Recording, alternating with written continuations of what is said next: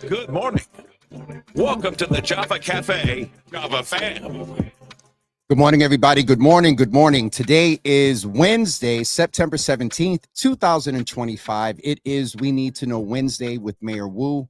We are a couple of weeks behind because a couple of weeks ago, she was busy on the campaign. Not really sure technically if she's on the campaign trail. We will talk with her about that.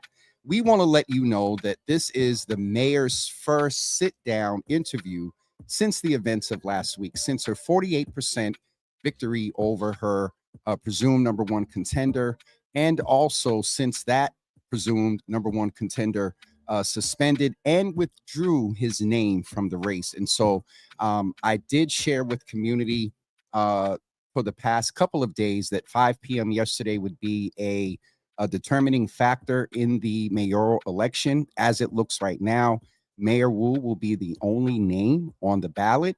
And in, just away from candidates, that's some interesting perspective for some. However, that's what the people chose. And so we are getting ready to bring the mayor in this morning. We are going to talk policy first and then just check in on her. Well, we may talk campaign first because we always check in with her to see how, with all due respect, Michelle is doing. And so do me a favor, hit that like and that share button and invite others into the Java Cafe to be a part of the conversation. And I am excited to present to some and introduce to others oh, you're home, Jesus. No, okay. I'm in another office space, so we're here. Oh my gosh, my hair! Oh wow, I just ran here. So we need to furnish a little bit more, but here I am. Good morning. Here you are. Good. So here you are. Good morning. Congratulations. I actually don't think that I don't think I posted, the other day. Congratulations. And so in that vein, Mayor, we have to ask, as we always do, and tell Mayor, hey, we have to ask, as we always do, how you're doing. The past, I know there's a big difference in what you were feeling a week ago today versus maybe yesterday or Friday. So how are you doing? And please feel free, to chat, post campaign, because I do have a couple of specific questions about it, if you don't mind. Yeah, I'm good. I think we're, back to school is probably the biggest shift. I know the campaign and the prelim obviously was a huge thing in our family and the types of schedules and just the focus and intensity of it. But the school schedule, with the boys now being back and at their activities. And so there's just a different kind of rhythm and we're settling into it. There's, summer is beautiful because there's always something fun to go out and do. But then by the end of summer, it can feel really chaotic as a family and you're ready for school to start back up again. So very happy for that. Also events all around the city. And I will say just, where was I? Oh, it was Local 103 had their 125th anniversary celebration. And this was at the convention center. This was at the, it was at the convention center. And someone there came up to meet Miss Sharon, I believe. And the first thing we talked about was being a regular at the Java Cafe. She commented yesterday, and I woke, audibly said to her, I said, Sharon, did you tell her who you are? And she said she did. So shout out to, and she's going to love this. And Mayor Wu, if you don't mind for a second, can you say the name Sharon Cornelius? I'm sorry, she just was ordained at Jubilee. Pastor Sharon Cornelius, Sharon Cornelius, Sharon Cornelius. If you could say it 3 times, you would make her year. Pastor Sharon Cornelius, triple. We had a good conversation about that. And thank you for all that you do and the many, many people you take care of. It is definitely an honor, Mayor. I want to just ask a couple of questions in reference to the campaign very quick. First of all, are you still campaigning? Is there still a campaign? Oh, you shook your head. Yes. So absolutely there. And I have to ask you, were you surprised by the outcome? And then we'll go into some policy things. What was the number one thing that you took away from the campaign? Because We know Brother Mingo raised some issues. Josh Kraft raised some issues. And so your reaction on election night, and then, your reaction to when you got the news, because I understand, you were doing the work of the city, and, a phone call came in and everybody was like, wait, what? So please, 3 things there. Yeah. So first, yes. First of all, the results have not been officially certified yet. I think that actually might be happening as we speak right now. It was a today 10 a.m. meeting that the Board of Election Commissioners are meeting at to just finalize the counts of all the races. But there is a recount happening in a couple different spots. And so I know in District 7, there's a petition for one. And then also in the mayoral race, because the way that it works is that state law says if someone withdraws their name and they're in the top 2, then the next person up would move up into that spot if they got as many votes, or at least as many votes as you need signatures to run for the office, which was 3,000. So I know there's a recount to try to sort through some of that. So we won't know for sure until that's settled, probably sometime next week. But for now, even the outcome where we are of having a huge show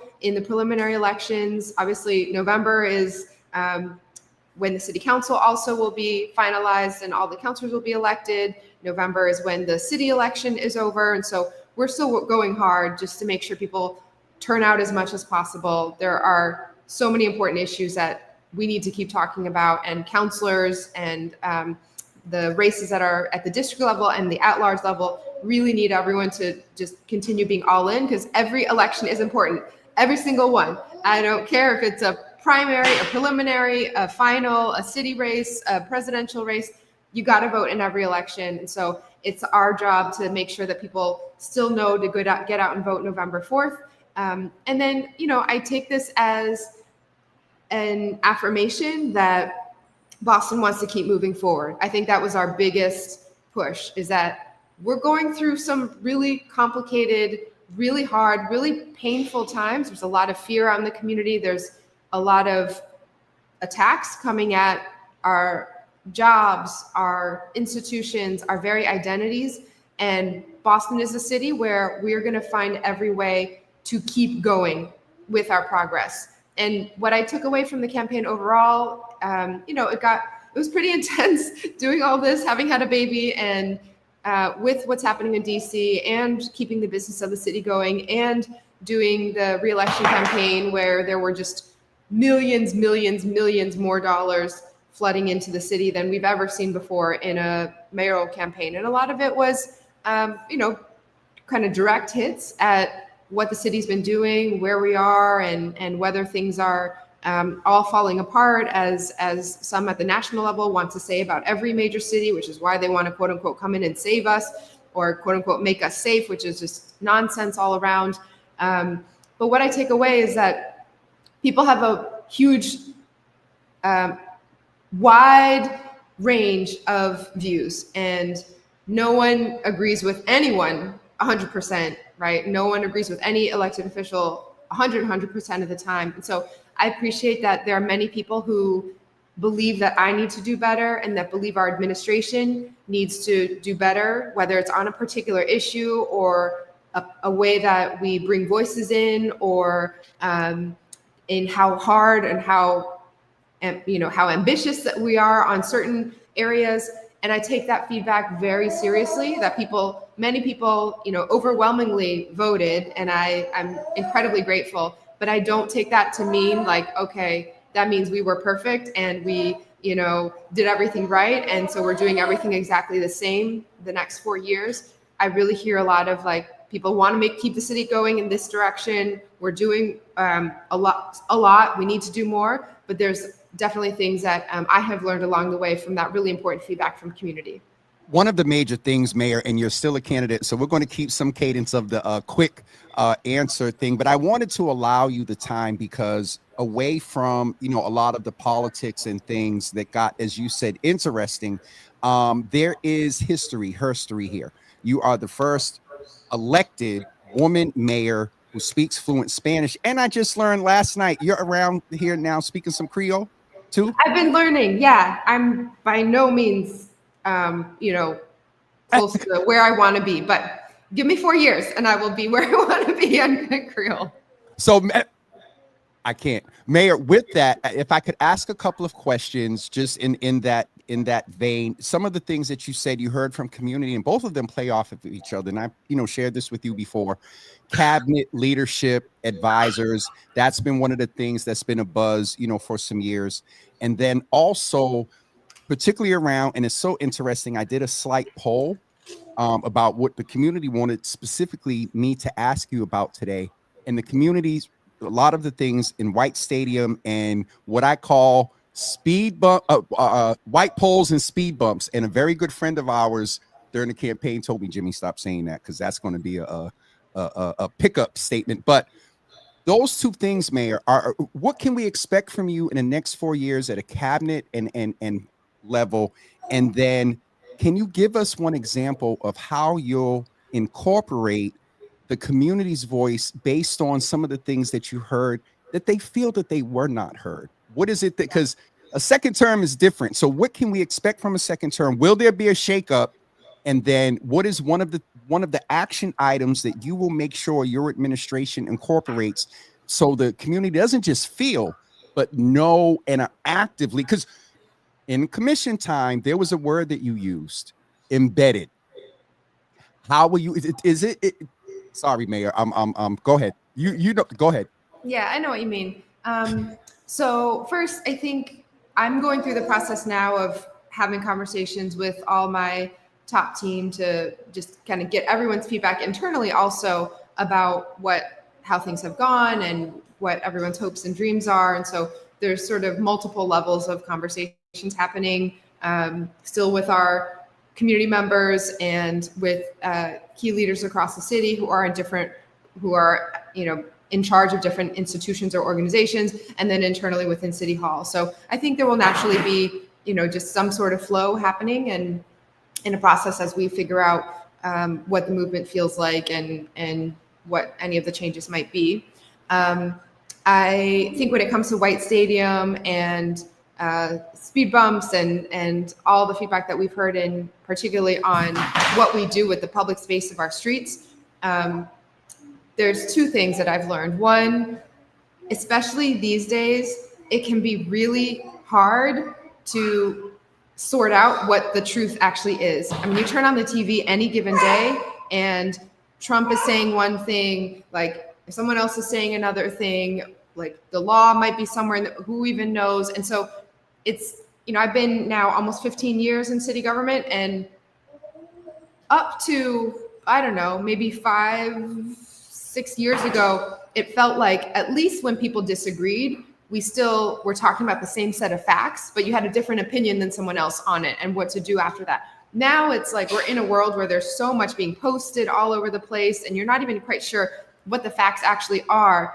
And then so these different opinions are sometimes also based on different understandings of what the reality and what the truth is. And it's the responsibility of city government, especially, to make sure we're sharing that in a way where everyone can access the facts. And so doing more like quick, understandable videos on what the deal actually is with White Stadium or with housing policy or whatever. Like, what is the city in charge of? What is a decision that the federal government's making on public housing, for example, that actually isn't from the city, and helping just our community members understand where to have the accountability, so that we can have the right accountability is really important.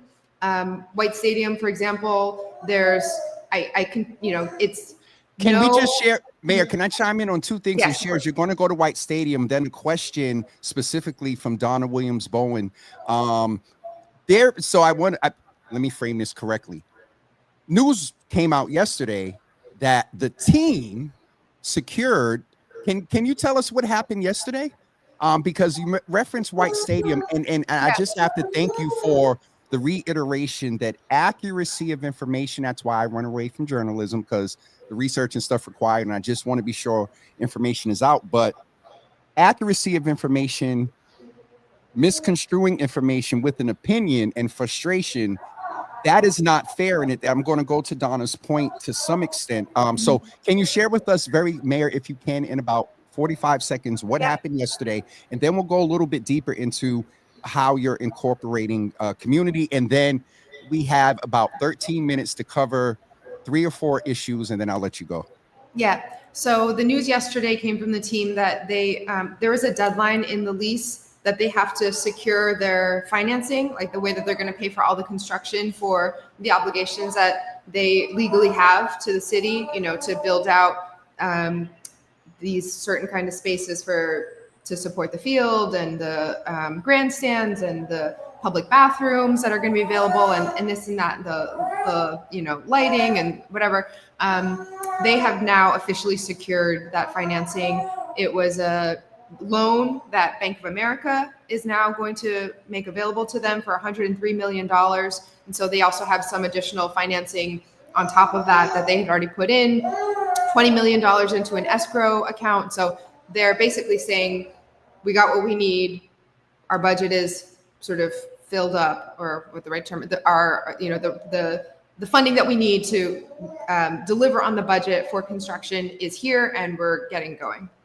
So thank you for the update on White Stadium. I want to go back because that and speed bumps was one, and we'll get an update on that as well. But a particular action item, and you talked about this before, Mayor, particularly the speed bumps. Donna Williams-Bowen is asking, who are these community leaders, and are they leading the community in a way that benefits everyone? And you had stated before, when I had named some pushback, that when these community meetings happen, the timing of them, when people can get there, is always an issue. You heard this on city council as a city councilor for hearings. Away from the pundits, the strategists, operatives, community leaders, can you give me one action item that you will try to incorporate that gets to the voices? Community leaders tend to represent some voices, and sometimes they're skewed. Yeah. Mine can be as well. That direct, similar to campaign, that direct thing, how will you ensure in your second administration that those voices are really not just heard, but embedded, to your word, embedded? Yeah. So I think my biggest takeaway from the last few years and all that we have gotten done, but also all that I've heard from community, is that, yes, our community members want to fix problems, but it's not just about agreeing that something is wrong or broken and needs a change. How we are going to fix it, who's involved in fixing it, how we know whether the proposed solution is actually working or not working along the way, that is all just as important, if not more important, than having buy-in to say something needs to be done and then go do it. Like, everyone needs to be involved all along the way. I will say, there's a tension here because on the one hand, we all have our individual biases and lived experiences and perspectives. So no one can truly speak for, any group, right? Every individual has their own perspective. At the same time, showing up does matter, right? It makes a difference. If there is a community space, and I hear that we need to create the spaces that people can actually show up to, right, at the right time of day and day of the week, et cetera. But if there is a meeting and you don't come and other people come instead, naturally, we're going to hear feedback from other people instead of you. This is the same thing about voting, right? If you don't like the candidates, maybe you don't like any of them, maybe they're not perfect, and you stay home, someone else is still going to vote. And then their voice is going to count more than yours because you didn't show up. And so I'm not saying that to put the burden on community members that you need to chase it down or whatever. But there is something where we as a city have to rely on our neighborhood association heads, because they show up every single month and they create the space. We have to rely on the heads of different nonprofits or organizations who are doing work in the city, because that is their job, and they are sort of part of the infrastructure. I think one concrete action I've been thinking about, though, is what if we have a community meeting about community meetings? Maybe what if we had an open town hall? Maybe you could help us with this. Okay. Where we get feedback on what all of the different ideas that people have, how do you get information? How would you like the city to be putting things out? Is it like there's a TikTok video every time on that a meeting is proposed, or is it that we have to always schedule something on the weekends in addition to during the week? So I think we need that kind of feedback, because we can't be everywhere, and I personally can't be everywhere. We have neighborhood liaisons, we have cultural affairs representatives in the city, so there's lots of places. We have departments for different issues, and so there's limitless ways where we can get feedback, but we need to make sure that people know what those ways are. Mayor, absolutely. And there's some things, and you know this, there are some things that there's a model, campaign field and whatnot, so that a community should always have a part of it. But I just cringed a little bit, because we used to say have a meeting about the meeting, and then you just said have a community meeting about the community meetings. But I mean I know what you mean there. And so there's a few other things that we have to touch on that I did a little poll, and the number one and this is surprising to a lot of people, that speed bumps in White Stadium and along with fairness, mass and cast, and public safety. But in the order of the poll, it was speed bumps. And we have to talk a little bit about ICE immigration. Yeah, can I say something about speed bumps? Yes, please. Probably between speed bumps and rats, like probably the number one kind of neighborhood level issue I hear from people is speed humps. And I will be honest with everyone here. People who talk to me directly, I would say like 80% of the time, it is neighbors saying, when am I going to get my speed hump? We need speed really. Yes. Mayor, can I ask you specifically in RDM JP, Roxbury, Dorchester, Mattapan, would you say that number is still 80%? Yes.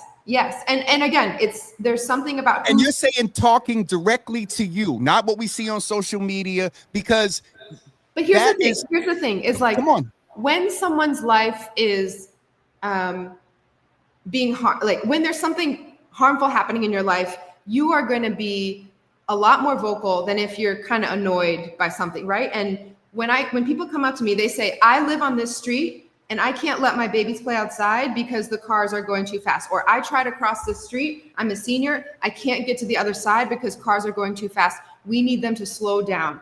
And every time I'm in a location, neighbors are saying that to me. Now, the people who are those same neighbors who want to speed hump on their street, maybe they don't even want to speed hump on the other street that they drive through to drop their kids off. Like it's a different perspective. And so right. The speed hump might be the most important issue for the, like, let's say 30 people who live on one street. And then it also affects the like 300, 3,000, however many people who drive down that street to get to work or drop off their kids. How do you balance that? How do you, when one person's saying this is a matter of life or death for me and my children versus I want to drive my car faster or it's making my car messed up, like those are all the kinds of things that we have to have in a conversation that the city is making real trade-offs on. Right now, Mayor, where are you in those trade-offs and the balance between what you're saying that community members are saying to you? I get a cadence from social media and conversations, and it was so interesting that, and there was a belief that it was being propagated in a manner that it wasn't as much of an issue. But Mayor, like numbers, but on this poll, the people that did participate, it was the number. So it's I hear you on the day-to-day because people are driving. So how are you going to have the administration balance? Well, you said the word annoyed versus you said impacted. How are you doing that? One action item, Mayor, and then we got to go to ICE, mass and cast, and public safety, all in about 5 minutes. I'm going to see what's your drop dead time.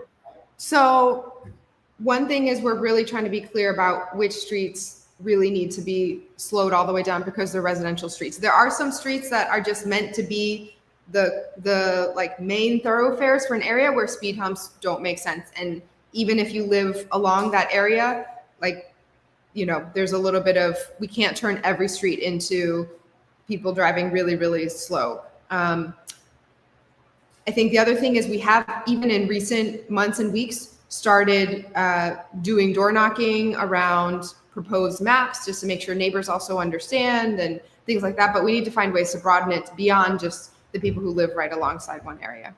Okay, thank you. Oh, I got a quick answer there. Okay, Mayor. The other thing I want to ask about, and there's so much to put in, but you know, there's this on a national level. Let's talk about this for a minute. And we've clarified enough that Even here in the chat, some people are saying they want speed humps and haven't gotten them. Wait, hold. So you see how it's playing out. Yeah, we need to we have to have a way to sort through everyone's feedback from everyone who's impacted. Okay.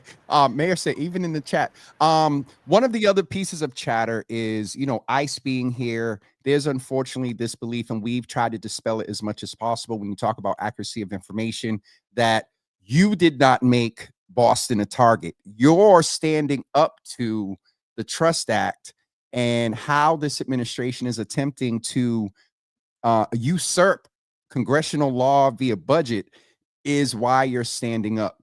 That has brought to the attention that Holman and everybody else is talking about you. And we learned, and I saw a video, verified video from a brother I know, that ICE was in Fields Corner yesterday on Dorchester Ave. What are we doing to protect our neighbors, in balance, work with the law, and not allow, you know, criminals who have raped? And it's not just immigration, because we know what the numbers say around the stats of people that do stuff like that.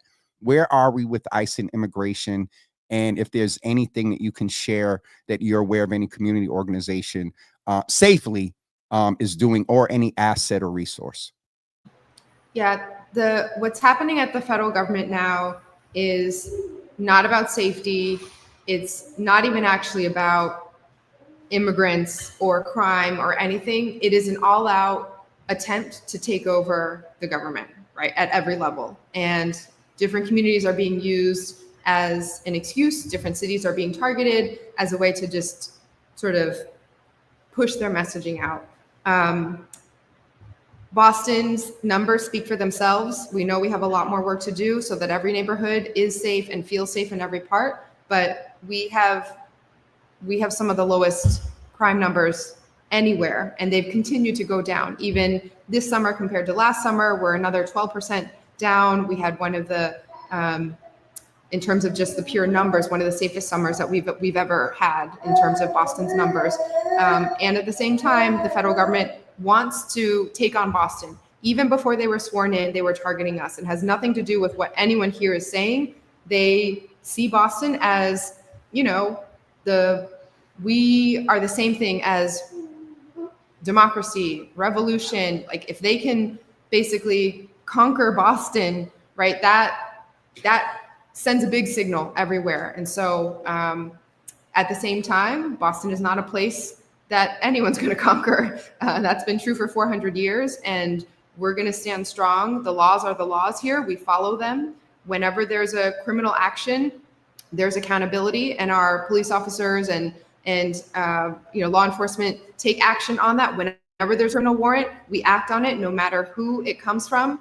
But at the same time, the way to make communities actually safe is what we have been doing. Investments in violence prevention, investments in youth jobs and opportunities and open spaces and affordable housing and all of the programs that we talk about. That's what the Trump administration is actually defunding right now. So they are making us less safe with every dollar they're taking away from community to give away as a tax break to billionaires. And they're then saying, you know, the real way for safety is to come in and basically declare war on American cities. It's none of it makes sense unless you understand this as they're just trying to make it so that we're living under an authoritarian government. It is so interesting. And you can let me know, and I just checked to see what your absolute drop dead time is, because there's a couple of things that I would like to squeeze in. This came up last month, Mayor, and I know a young woman just mentioned potholes.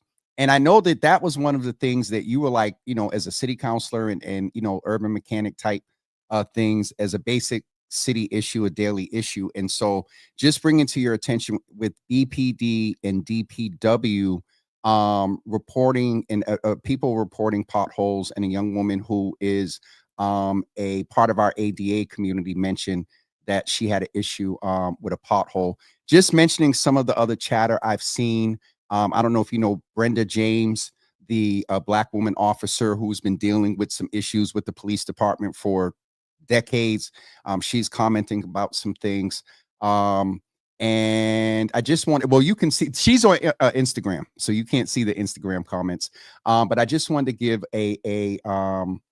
just a general of some of the things I'm seeing right now in the chat, the most recent chat. One of the other areas that we talked about White Stadium, mass and cast, immigration, speed bumps, and bike lanes. The other thing I wanted to ask you about is, what is one thing that you would like to get accomplished in the next 4 years? Simple as that. What is one thing you would like to get accomplished in the next 4 years? I really want my legacy and our city to be that the Boston Public Schools, first in the country, are the best in the country. And I think when we invest in our young people and our students, it unlocks every generation of families feeling like they have what they need. It unlocks the jobs, the economic opportunity. It unlocks everything. So I think for a long, long time, BPS hasn't gotten the resources that they've needed, and or resources that have been there haven't gotten down to the places where they would make the biggest impact. And we've been making incredible progress under Superintendent Skipper and with the team that she's assembled around her. So making sure that our Boston Public Schools really have the full support across the entire community is something that's going to be really important. I definitely, and it's so, I'm just going to say it because it was a thought, because I know the trolls will come in and say, well, Mayor, that's the same thing that Josh said at the BECMA Embrace forum. Anyway, I'll ask you this, Mayor. I didn't pay attention to that. No, what I'll say is that, look, it's one thing to come in and say it, right? I think across the board, maybe everyone, most people would agree that investing in our young people and fixing whatever needs to be done in terms of supports for our educators and schools is a huge priority. It's a totally different thing to have had 4 years of being under the hood of it all, understanding all of the systems, the way that the contracts fit together with the programs, fit together with the regional network superintendent supports, and all of the pieces that we now for the first time have high quality instructional materials across the entire district. First time in a very long time we've had the kind of cohesiveness that we have. And now that we've built this foundation, we're going to be off and running. So looking forward to not just talking the talk, but really being able to deliver on some of the things that took a little bit of time to lay the right groundwork for. Absolutely. And I know the disadvantage of that, because sometimes I get in trouble because I used to work in City Hall, and knowing the mechanics of it, sometimes it's viewed as cat versus just you understand the process. Last question, Mayor, because you got to go. Are you going to run again in 4 years? Yes or no? I'm just recovering right now from the last. Mayor, I need an answer. The last couple months. So what I'll say is that, there has been a lot of, I think, people use whatever they can use in campaigns, and they say what they need to say to try to, maximize their chances. And that's what we all do in politics. You have to do it. And so there has been a lot of chatter of, oh, am I using this to, get to quote unquote the next step, or like to move on one side, this or that or the other.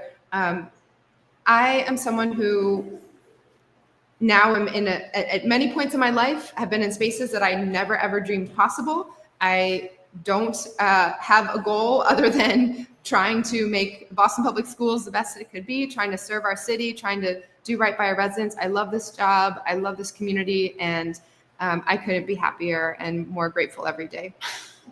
I will say, Mayor, you saying that reminded me of Mayor Menino when he said, I think it was in 90, whenever he ran, I think he said that, was it him that said, judge me on the success of the schools around his administration? Was it him? I just had, that thought. Mayor, thank you for coming in. We look forward to, coming in and being in touch with community monthly here as you do. We got to figure out some things for October. There's some information that I'll need to share with you soon, but we may need to switch locations maybe for October. But anything, last one. A lot of ideas, a lot of suggestions, a lot of issues raised in a different manner. The cadence was interesting on the campaign. Would you, I know Josh Kraft made a donation toward Mass and Cass and work there, especially in the Mass and Cass space. Candidate Domingo DeRosa made a lot of suggestions. Are you going to figure out a way to incorporate some of the ideas that came up during the campaign, particularly from these candidates? And I promise this is the last one and you'll go. I mean, that's I'm going to get it. That's the beauty of our city and being in city government, is that everywhere you go, whether it's a community meeting or the grocery store, people have some amazing idea and some solution that they're already doing. So I always learn every single day so much from our community, and wherever there are good ideas, we want to support them and figure out how to actually make everything better. Mayor, I was asking specifically about them too, but I'm going to let you go. Thank you, and we'll talk soon. Thank you. All right, have a good one. Bye. You too. Folks, that was our mayor. I'm tired. We're not that much over time. I see a lot of the comments. I did raise the issue. Belinda was sorry with you with the pothole. It was actually an issue raised last month. And the fact that either they're coming up from the weather, because we're talking about potholes in September and usually, April, May. And so that's interesting. I am not going to do a bunch of the greetings. We're going to get ready to go. I just want to reiterate a couple of things. One is we did our best to incorporate what the community wanted to hear from the mayor.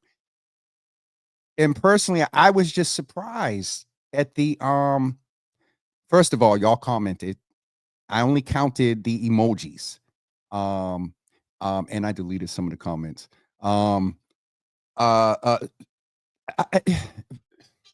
It's interesting because the mayor, so it's okay. I'm getting this in real time. I was surprised that this was the number one issue, but the mayor just said that the two things that she hears about from community are what? Speed bumps and rats. So it's not just, this is real life. She just said this is what she hears about. We seen the poll. Did I have 500,000 data points on my poll? No. But I just thought about that in real time. So I she's listening. The other thing about White Stadium that is the news that came out yesterday that the National Women's Soccer League, particularly the Legacy team here in Boston, secured that $103 million is major. That relieves a lot of the chatter that costs were going to go up back on the city. And so that's an update with White Stadium. The other thing, we didn't get a chance to do a lot around Mass and Cass and public safety.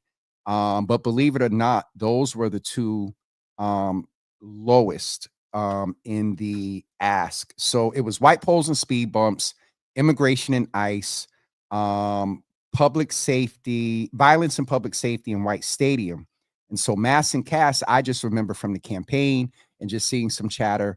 I was down there the other day, like I'll say 5 or 6 days ago, very light, hardly nobody around, middle of the day. And then the other night, going up, and there was a lot of people over in the cut like 3 o'clock in the morning. So though not on the poll, it was an issue that was raised largely in the campaign. My forever manager is in and doesn't comment often. Let's see what he said. It is that potholes aren't being filled after a call to 311. I have called and seen them get filled. It is the balance of calling in, and the mayor, she was on a little slippery slope in how some people perceive what she said about participation in community meetings when the space is made, and acknowledging that they got to do better at time and whatnot. And also she named that there was some door knocking and they need to expand. She named the part of us doing our part. And so in Belinda's case, you get hurt you probably 311 is going to be a call after you get home a few days and heal from the hospital, may not call.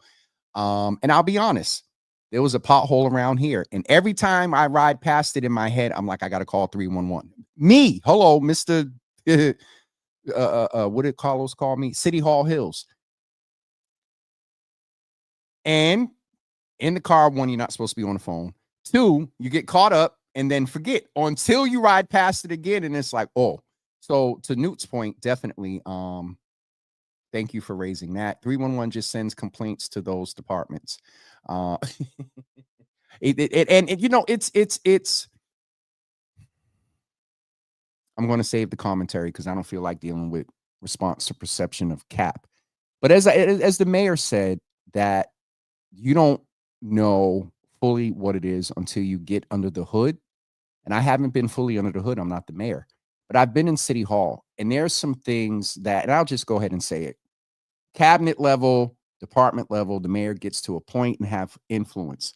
When you get to some of these levels with career city employees that have been there, for 15, 20 years, and they are used to doing things a certain way and blah, blah, blah. And also, if there's any smidget of not agreeing with the philosophy of the current administration, there are ways that lower to the direct day-to-day basic city service folks often can slow things up. Someone not going to fill a pothole is just ridiculous. The other thing is 311 wants to keep the time of the complaint closed. If you put a complaint in at 12:01, 311 wants that thing closed at 12:02 because it informs the data. The other thing is, and I don't know where it is, but there's also, I believe, a dashboard that I don't know if it's fully accessible to the public because you can't see people's information of reporting, but there's a dashboard around time of tickets closed and whatnot. Now, on the other side of that, I have to mention, I've had to call about some things, and I specifically told 311, do not close my ticket until blah, blah, blah, and they closed the ticket. So there's a canyon of improvement. The city has to up its effort. And it's not just the city. Donna, thank you for that question. And I'm getting a headache over my right eye, so that we gotta go somewhere. It's not just the city. It's community leaders. It's those civic organizations to which the mayor referred. A lot of that, the city has to do better at direct contact, but they rely and partner, and some of these organizations get some funding sometimes to pull in via their civic community neighborhood associations, the neighbors. When either they're not doing their job for whatever reason, and they go as an organization or as an individual, and they represent the voices, city officials hear the voices and go back and report on that.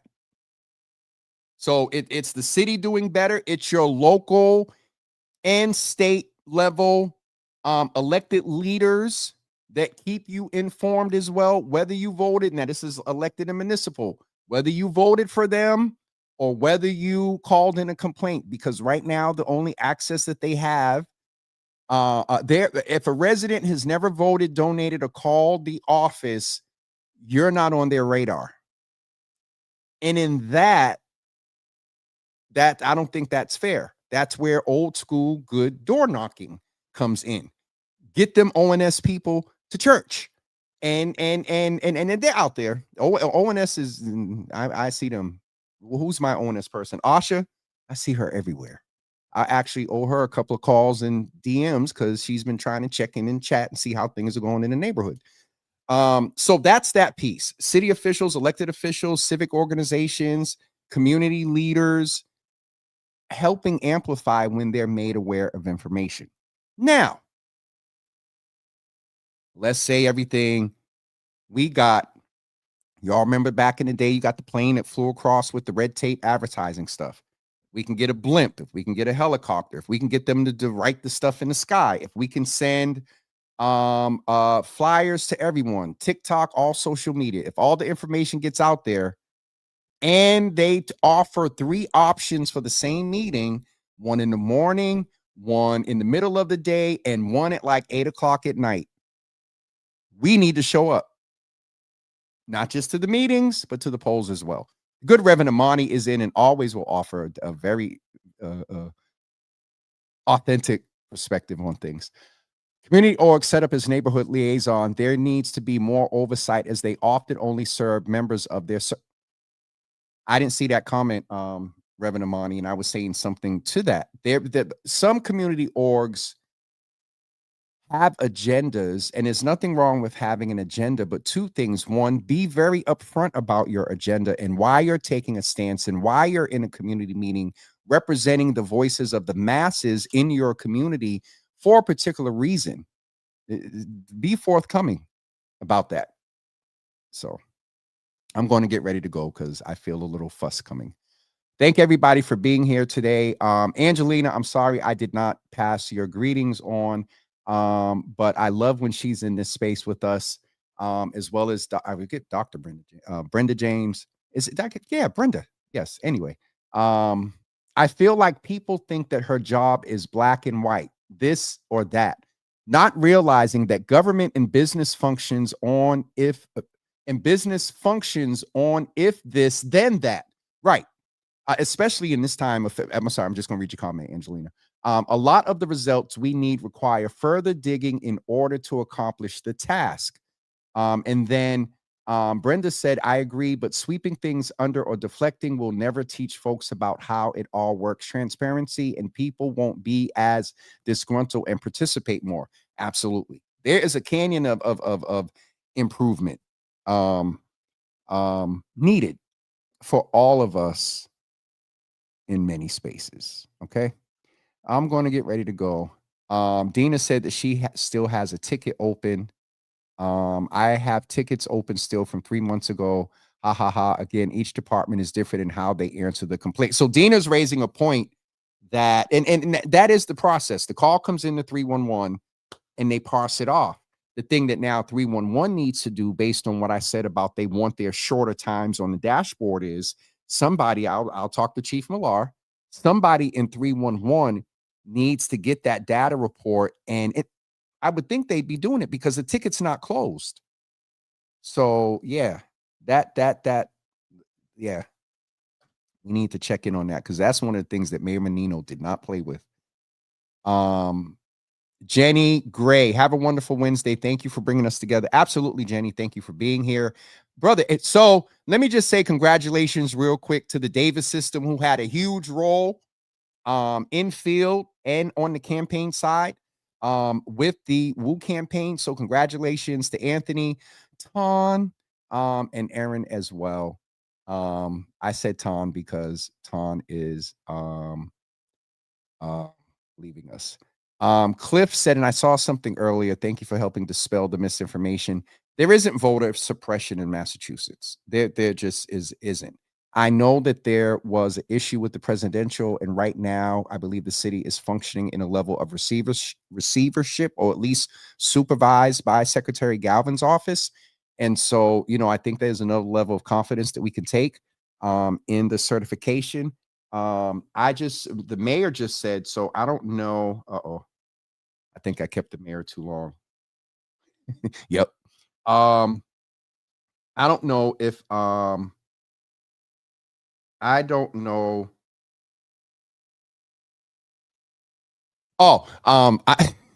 Dina, I don't know.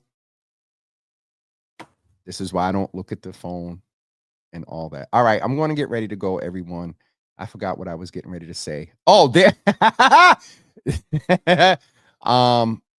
I need you all to save the date of October 2nd, as well as I am personally inviting the Java family, supporters of Donna. You were the first one in the cafe this morning. Good morning, Jenky. I am personally inviting members of the Java family well-wishers to please be with me on Wednesday, October 15th at 7 p.m. at the Museum of Science. The attire is red, black and white, sneaker ball type, dress it up. No, it's after work time, so understood. But I definitely want you to come out to the Museum of Science. We have DJ Jeff 2 times there. There will be a cash bar. This is an 18 plus event. We are giving out some awards. Donna's a former awardee, a couple of other folks I think in maybe past awardees as well. Come out and be a part of Java After Dark. So it's that type of vibe. Once we take care of the business, it's Java After Dark. There'll be some Jimmy Shimmy, some good music, some libations, some light snacks, and plan on coming out. For those of you that want to know, yes, it's a Wednesday night, and you can leave whenever you want. But we plan on wrapping up about 9:30 on that night. So please come out. Free required pre-registration via Eventbrite. The link is right there in the comments. I am sure for those of you that were watching on James Hills, as it is here now, I put it on James Hills and Java with Jimmy as well. If you're watching on Twitter, go over. If you're watching on Twitter, comment, and I'll put the link over there. The other thing is, I need you all to do me a favor. If you have not, and it's so interesting because some of you will comment on something, and I'll go and look at the comments and see names of people, and over to the right, it says invite to like Java with Jimmy. You've been coming on the show for the past 3.5 years and you never hit that like button? What? So make sure you like and subscribe, like on all platforms, and also subscribe to Java with Jimmy TV on YouTube. We are growing a lot. Our numbers in the last couple of months are crazy. And that is part of the business end of getting support to keep this space here. And we're just a year into this administration. We have a couple of winters to go. CDC is interesting. HHS is interesting. We have conversations about civic engagement, mental health, Black men, LGBTQ issues. We promote Black-owned businesses, women-owned businesses. We talk about immigration. And I think I said health. So this is what we do. And your support is greatly appreciated via something simple as like and share. And there's some people from a couple of years ago, they're still around now, some of them that would be so proud of me of being able to say this, that I'd be like, no, no, it's a part of it. So, oh boy, y'all are in on the comments. Save the date, Ma. That's all I'm saying. Save the date. On October 2nd. Yes, save the date, Ma. All right, I'm going to get ready to wrap up. Shout out to Brother Brendan, living the truth. Oh, I said thanks, Brenda. Okay. I think I got everything. October 15th, October 2nd. Save both of those dates. I will say that October 2nd is not as much of a, for those that can't be present, there will be an option for you. All right. October 2nd, during the daytime, save the date. All right. Angelina's coming. If I had the budget, Angelina would be performing. We did the walkthrough the other day, and oh boy, we did keep for the mother's board. The event is on one floor. Now, y'all got to walk from the parking lot, or whoever's driving you. If they drop you off at the front and then they go around and park, it's not as much of a walk. But I'm telling our seniors now, from the parking lot to where the event is, it's similar to the health fair walk. So I'm telling you all now, and I don't think they have the meets. I don't think they have the carts there. So I'm telling y'all now, prepare. It's a walk. The best thing for our elders is whoever bringing you, or if you're driving, you have to park. But I'm telling folks now, it's a little bit of a walk from the parking lot to the event space. Okay. That's it for me. And we will see you guys tomorrow. Good morning, Priscilla. Priscilla, if I tell you the event that we were at the last time, my 54, now I was 53 then, my 53 kicked in, and I kept saying, getting ready to call your name, and I was like, for some reason, I don't know what, I couldn't. And so I kept going to go, Paul. I was getting ready to say Paula. So good to see you in the Java Cafe. But that thing had me crack. I think it was the new edition event when I did the suite. Well, I said it was you, Miss Harris. And I went to forgive my senior moment. Good to see you in the room. Ari, good morning to you. Good to see you in. Okay, I'm not going to get into names. I'm going to get in trouble. We will see you guys tomorrow morning at 10 a.m. It is Thursday. And yes, we'll be back tomorrow morning at 10 a.m. for Thankful Thursdays. Toy, how you doing? Have a great day, everybody, and come back